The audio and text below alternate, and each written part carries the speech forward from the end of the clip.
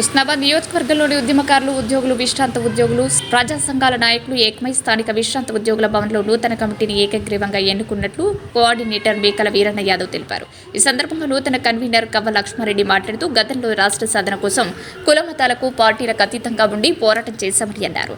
దురదృష్టవశాత్తు మన త్యాగాన్ని గత ప్రభుత్వం గుర్తించలేదని ఆవేదన వ్యక్తం చేశారు. నూతనంగా ఏర్పాటైన కాంగ్రెస్ ప్రభుత్వంలో ఉద్యమకారులకు, వెనుకబడిన జాతులకు సరైన న్యాయం జరుగుతుందని ఆశాభావం వ్యక్తం చేశారు. అలాగే స్వాతంత్ర్యం వచ్చాక ఇంతవరకు లేని మంత్రి పదవి ఇటీవల పొన్నం ప్రభాకర్ రూపంలో రావడం అందరికీ ఆనందకరమని, తెలంగాణ ఉద్యమంలో అలుపెరుగని పోరాటం చేసిన ప్రొఫెసర్ కోదండరాంను ఎమ్మెల్సీగా ఎంపిక చేయడం కూడా సంతోషకరమని అన్నారు.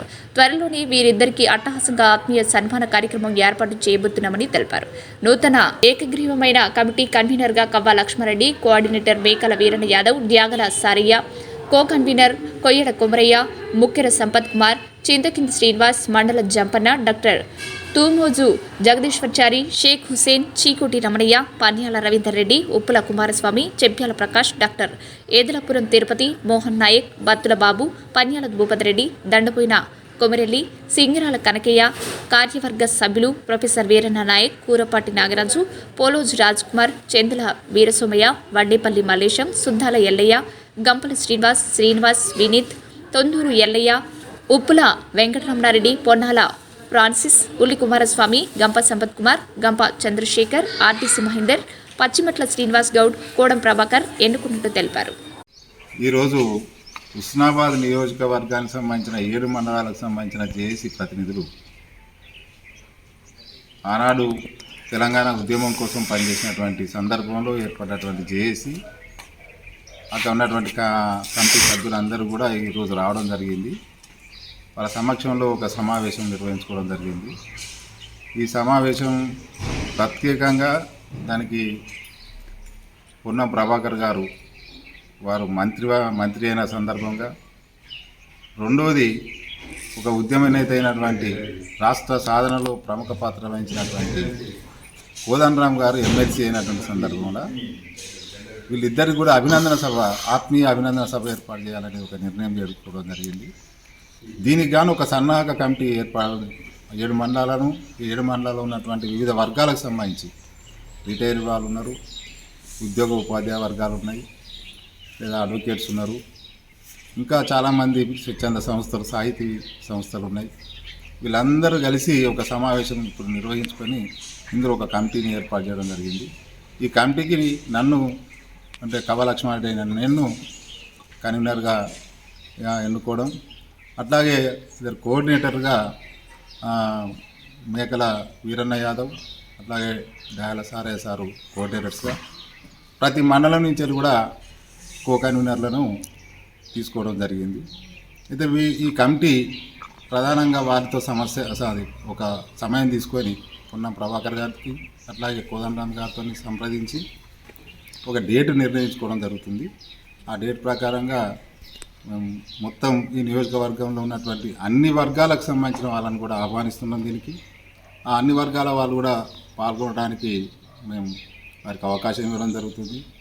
వారికి ఎందుకనంటే ఉస్నాబాద్కు మొట్టమొదటిసారి ఒక మంత్రి పదవి రావడం అనేది 70 సంవత్సరాల చరిత్రలో మొదటిసారి కాబట్టి వారికి ప్రత్యేకంగా అభినందనలు ఈ సమావేశంలో చెప్పడం జరిగింది. అట్లాగే ఎమ్మెల్సీగా ఒక సుదీర్ఘ కాలం మరి ఒక ప్రొఫెసర్ అయినటువంటి కోదండరాం గారు మరి తెలంగాణ రాష్ట్ర ఉద్యమంలో ప్రధాన భూమిక నిర్వహించింది కాబట్టి వారికి ఎమ్మెల్సీగా ఇవ్వడం అనేది ప్రత్యేకంగా ఈ సమావేశంలో అభినందనలు కూడా వారికి తెలియజేయడం జరిగింది.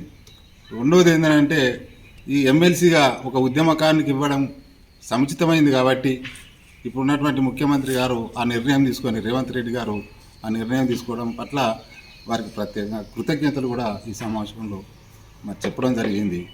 ఈ కమిటీ రేపటి నుండి మొత్తం అన్ని మండలాలకు సంబంధించిన సన్నాహక సమావేశాలు ఏర్పాటు చేసుకొని ముందుకు సాగుతుందని తెలియజేస్తుంది. కాలం మొత్తం కూడా ఒక రాచరిక పరిపాలన జరిగింది. ఇప్పుడిప్పుడే కాంగ్రెస్ పార్టీ ప్రభుత్వం ఏర్పాటు చేసిన తెలంగాణ రాష్ట్రంలో మరి ఏ విధంగానైతే తెలంగాణ రాష్ట్రాన్ని సాధించుకున్నామో ఆ క్రమం లోపల తెలంగాణ ఉద్యమం బలంగా జరిగిన ప్రాంతం ఉస్నాబాద్ ప్రాంతం. ఈ ఉస్నాబాద్ ప్రాంతం లోపల ఒక బలమైన ఉద్యమకారుడు మంత్రిగా వచ్చిండు.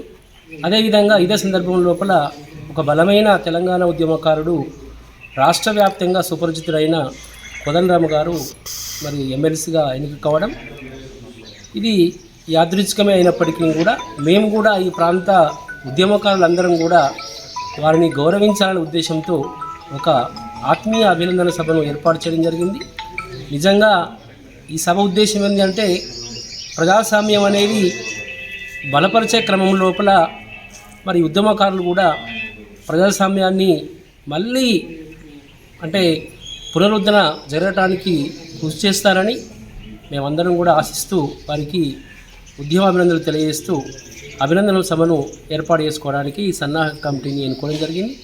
మరి హుస్నాబాదు నియోజకవర్గంలోని ప్రజలందరూ కూడా, అన్ని వర్గాల ప్రజలందరూ కూడా మరి అభినందన సభకు విజయవంతం చేస్తారని ప్రతి ఒక్కరిని కూడా ఈ సందర్భంగా కోరుకుంటూ 2014 తెలంగాణ రాష్ట్రం వచ్చేంత వరకు తెలంగాణ రాష్ట్ర జేఏసీని కేసీఆర్ ఉద్యమంలో అన్ని విధాలుగా వాడుకొని రాష్ట్రం వచ్చిన తర్వాత, రాష్ట్రం రాకముందు జరిగినటువంటి ఉప ఎన్నికలలో, రాష్ట్రం వచ్చిన తర్వాత జరిగినటువంటి సాధారణ ఎన్నికలలో తెలంగాణ కోసం కొట్లాడినటువంటి పార్టీగా ఉద్యమకారులంతా టీఆర్ఎస్ పార్టీ కేసీఆర్కు మద్దతు తెలిపి గెలిపిస్తే, తన వెంట నడిచినటువంటి ఉద్యమకారులందరినీ ఒక పాలలో లెక్క పగోల లెక్క చేసి పక్కన పెట్టి తెలంగాణ ద్రోహులకు పెద్దపీట వేసి అందలం ఎక్కించినటువంటి కేసీఆర్ ఇవాళ ఎన్నో నిర్బంధాలను అధిగమించి సహనంతోని, ఓపికతోని కోదండరామ్ సారు, ఉద్యమకారులందరూ కూడా